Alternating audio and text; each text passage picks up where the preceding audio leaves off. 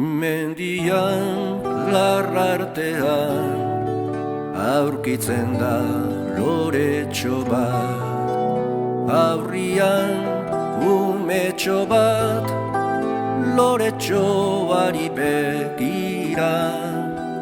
Loreak esan nahi dio, umetxo askanazazu, jaio naiz libre izateko, ta ez loturik egoteko.